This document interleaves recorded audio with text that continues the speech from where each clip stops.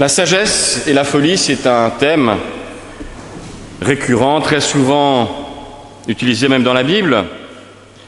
La foi qui serait folie pour les uns, sagesse pour les autres. La folie est souvent ici décrite comme l'insouciance.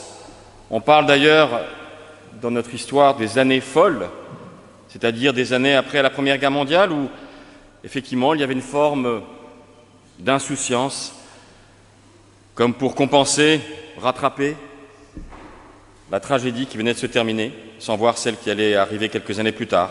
Une insouciance. À en croire cette parabole, on aurait presque envie de dire que cette parabole a été écrite pour cela, comme une forme d'avertissement à la société, qui est d'ailleurs juste, qui est toujours juste, qu'il était avant, qu'il est encore demain.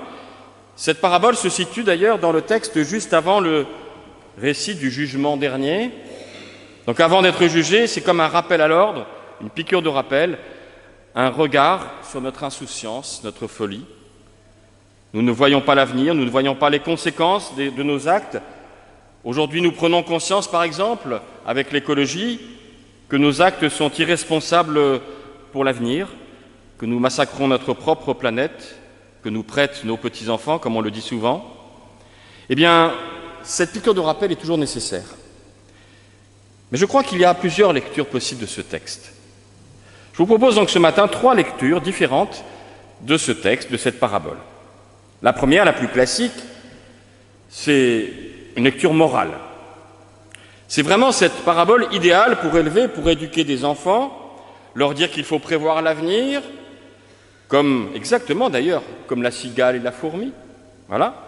Et afin de ne pas se trouver fort dépourvu, comme dit la fable de La Fontaine, eh bien, il nous faut prévoir l'avenir, apprendre à nos enfants à prévoir l'avenir, à se projeter dans l'avenir, et comme l'on dit beaucoup aujourd'hui, à construire sa vie.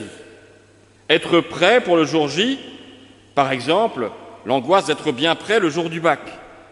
Je ne sais pas si d'ailleurs, comme moi, vous rêvez que vous repassez le bac. Ça m'arrive très souvent.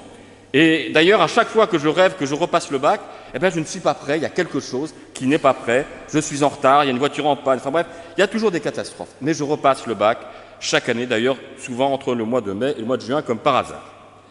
Et donc, être prêt pour le jour J, c'est bien, une belle lecture morale. Au fond, c'est quand même un peu tourné vers soi. C'est construire sa vie, ma vie. C'est être dans une logique, très bonne logique, de développement personnel. Mais est-ce que ce texte n'est qu'un texte moral? Est-ce une fable ou est-ce quelque chose d'autre? Une deuxième lecture a très souvent été faite de ce texte, et c'est une lecture qu'on appelle eschatologique, c'est-à-dire par rapport à la fin des temps. Être prêt pour le retour du Christ. Alors il faut bien voir d'abord que, à l'époque de la rédaction des évangiles, la plupart des chrétiens croyaient réellement à un retour imminent du Christ. Bon, 2000 ans plus tard, il n'est toujours pas revenu. Mais ils le croyaient vraiment, c'était une espérance très forte pour eux, réelle. Et puis le contexte aussi de cette parabole, je vous l'ai dit, se situe juste avant ce passage du jugement dernier, dans l'évangile de Matthieu, un jugement assez terrible, dans un style qu'on appelle apocalyptique, de science-fiction, on va dire, où effectivement on met en scène ce retour du Christ, ce jugement du Christ. Cette lecture a permis d'ailleurs à l'Église de se construire comme étant le lieu, l'institution, la communauté qui nous permet à chacun, chacune, d'être bien prêt le jour J, le jour du bac, c'est-à-dire le jour où le Christ reviendra. Et bien encore aujourd'hui d'ailleurs, cette lecture constitue une grande partie de la lecture qu'en fait l'Église catholique, tout à fait cohérente, de dire effectivement que l'Église est ce qui nous aide à être prêts. L'Église, et je cite un prêtre avec qui j'avais travaillé sur ce texte, pour lui, il disait très clairement, l'Église est la Vierge sage, ou du moins devrait être la Vierge sage. Mais peut-être qu'il y a une troisième lecture. Une lecture que je pourrais appeler d'événementielle. Car au fond, ce récit, cette parabole, n'est pas le parallèle de la cigale et de la fourmi. Puisque je vous rappelle que dans la cigale et la fourmi, la cigale, est insouciante, vierge folle, on pourrait dire. La fourmi est sage, mais elle amasse. Elle passe son temps à amasser pour construire sa vie. La fourmi passe son temps de manière obsessionnelle pour construire, pour amasser, pour préparer l'hiver qui va bientôt arriver. Mais c'est tellement ennuyeux d'être une fourmi. Je ne sais pas si vous vous projetez dans une fourmi, mais la vie d'une fourmi, c'est quand même pas formidable. Moi, j'ai pas envie, franchement, d'être une fourmi. Si être une vierge sage, c'est être une fourmi, eh bien, je serais une vierge folle. Mais peut-être qu'ici, dans ce récit, où il ne s'agit pas d'amasser pour amasser, il y a une tension entre les deux. Peut-être que nous sommes en même temps vierges folles, parce que nous avons besoin d'insouciance, et en même temps vierges sages, c'est-à-dire qui prévoit, qui construit.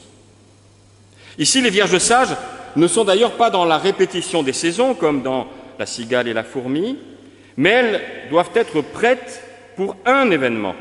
Être prêtes pour un événement, pas simplement pour une saison, pour au cas où. Vous savez, le nombre de choses qu'on garde chez soi au cas où. Nos tiroirs, nos armoires, nos caves, surtout nos caves et nos greniers, sont remplis de au cas où. Ça peut arriver, et puis généralement, on ne s'en sert jamais d'ailleurs. Petite technique d'ailleurs, je vous indique, on me disait toujours que quelque chose dont on ne se sert pas pendant 10 ans, on ne s'en servira jamais. Voilà. Je vous transmets cette information essentielle. Bref, les vierges sages doivent être prêtes pour un événement. Or, cet événement, c'est bien sûr l'arrivée de l'époux, c'est le symbole, évidemment ici, puisque c'est juste avant le jugement dernier, c'est le symbole du retour du Christ. Mais, disait Luther, on va encore être dans Luther, encore quelques semaines, je vous en prie, eh bien Luther disait que le retour du Christ n'est autre que le surgissement du divin dans ma vie, de manière inattendue. Le retour du Christ, disait Luther, ce n'est pas un avenir incertain, un jour il reviendra, c'est le surgissement du divin dans ma propre vie. Le moment où je découvre cette présence en moi, autour de moi, qui me pousse, qui me libère, qui m'apaise et qui fait de moi un être humain croyant devant Dieu, comme il dit toujours, coram Deo. La foi, ce n'est donc pas d'amasser une sécurité. La foi, c'est donc ici attendre l'inattendu. Attendre cet événement, ce surgissement du divin qui peut être à chaque instant en moi, dans une relation, dans une découverte de quelqu'un, dans une découverte peut-être même d'un paysage. Ce n'est pas vouloir tout cadrer, être une vierge sage. Ce n'est pas vouloir tout encadrer. Ce n'est pas vouloir légiférer. Ce n'est pas vouloir organiser tout. Non, la foi de la Vierge sage, c'est un peu une pagaille dans ma routine. C'est d'attendre cet événement inattendu, par définition inattendu, mais je suis prêt pour accueillir l'inattendu. Être prêt pour vivre un événement, c'est l'accueillir en renonçant d'être l'auteur de l'événement. Combien de fois dans nos vies nous nous disons « je veux faire ça, je fais ça, je ferai ça ». Donc nous sommes toujours les auteurs. Et si, à l'inverse de cette prétention à vouloir être toujours l'auteur de sa vie, et si on se laissait un peu faire, et si on se tenait prêt pour ce qu'il m'arrive, pour ce qui m'arrive et pour qui il arrive. C'est la folie de l'instant peut-être, mais c'est la sagesse d'être prêt pour la folie de l'instant. La sagesse de l'huile des vierges sages, l'huile évidemment symbole dans la Bible de l'onction messianique, eh bien c'est non seulement d'être prête pour elles, pour cet événement, mais c'est aussi par leur sagesse de donner du sens, accueillir l'événement et lui donner du sens. Vous savez qu'au cœur de l'Évangile, il y a une simple phrase qui dit le surgissement du Christ dans nos vies, mais cette phrase reste une question.